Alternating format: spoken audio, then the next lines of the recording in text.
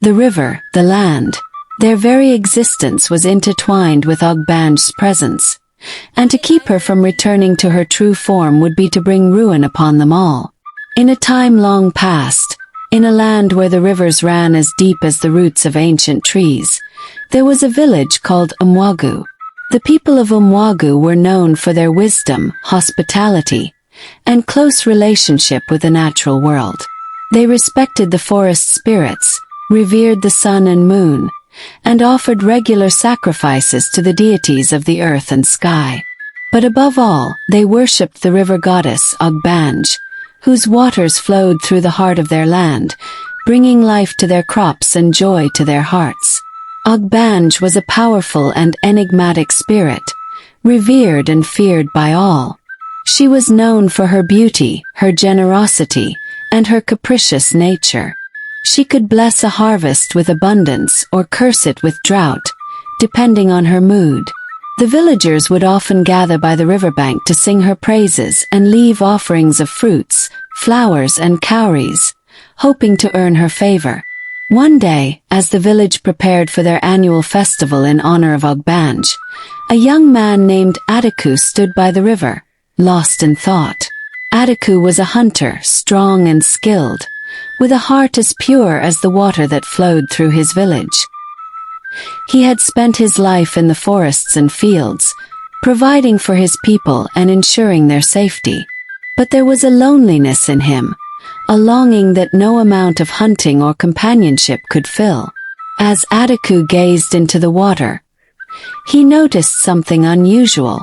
The river, usually clear and calm, began to swirl and ripple as if alive with its own energy.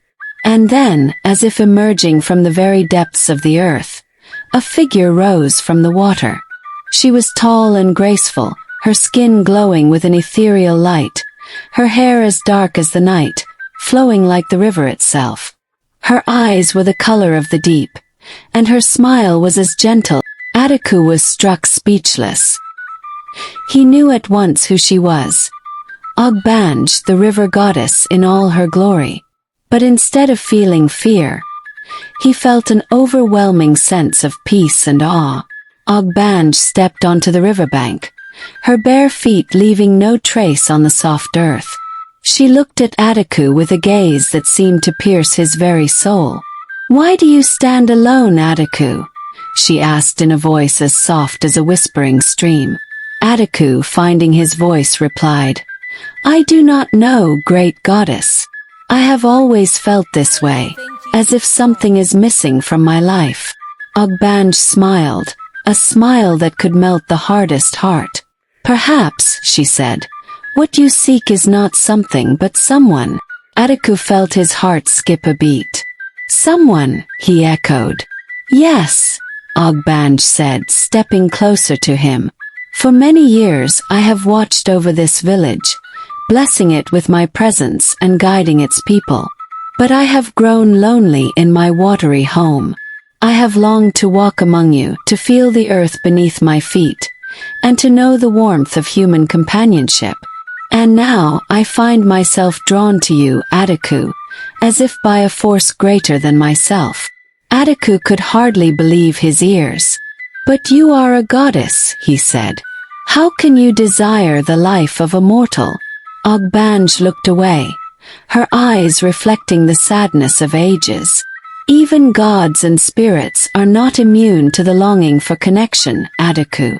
I have lived for countless years, and yet I have never known the joy of a family, the comfort of a home. I have never known love." Adaku felt a stirring in his heart, a deep and powerful emotion that he had never felt before. "If that is your wish, great goddess, then I would be honored to share my life with you," he said, his voice trembling with sincerity. OGBANJE looked at him, her eyes filled with a mixture of hope and sorrow. "But know this, Adaku," she warned. "If you choose to be with me, there will be consequences. My time on this earth is limited. The day will come when I must return to the river, to the world from which I came. And when that day comes, I will be gone forever." Adaku nodded, understanding the gravity of her words. I am willing to accept whatever fate has in store for us, he said. For a life with you, even if only for a short time, is worth more to me than a lifetime without you. OGBANJE smiled, and in that moment, the bond between them was sealed. The river goddess had found her earthly companion, and Ataku had found the love he had always longed for. From that day forward, OGBANJE took on the form of a mortal woman and became Ataku's wife. She left the river and made her home in the heart of Umwagu. The villagers, though initially wary, quickly grew to love and respect her. She brought prosperity to the village, her presence ensuring bountiful harvests and healthy livestock. She had a natural wisdom and kindness that endeared her to everyone she met. OGBANJE and Ataku lived in harmony, their love growing stronger with each passing day. In time, OGBANJE bore Ataku 3 children, 2 sons and a daughter. The children were as beautiful as their mother and as strong as their father. They were loved and cherished by the entire village, who saw them as a blessing from the gods. OGBANJE devoted herself to her family and the community.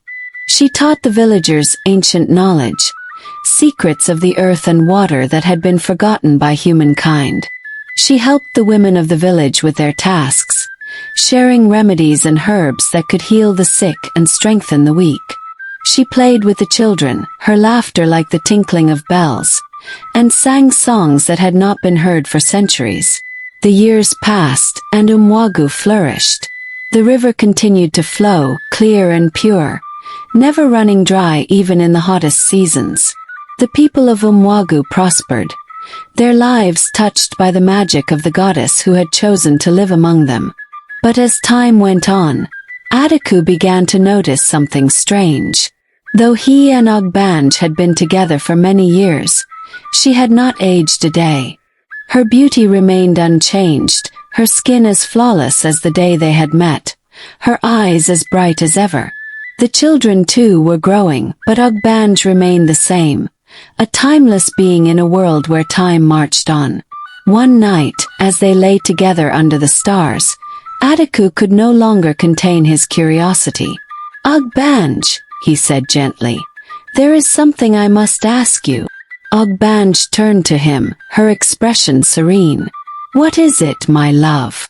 Ataku hesitated, unsure of how to phrase his question. "I have noticed that you do not age as I do. You are as beautiful as the day we met, and yet, I see the years in my own reflection. Our children grow older but you remain the same. How is this possible?"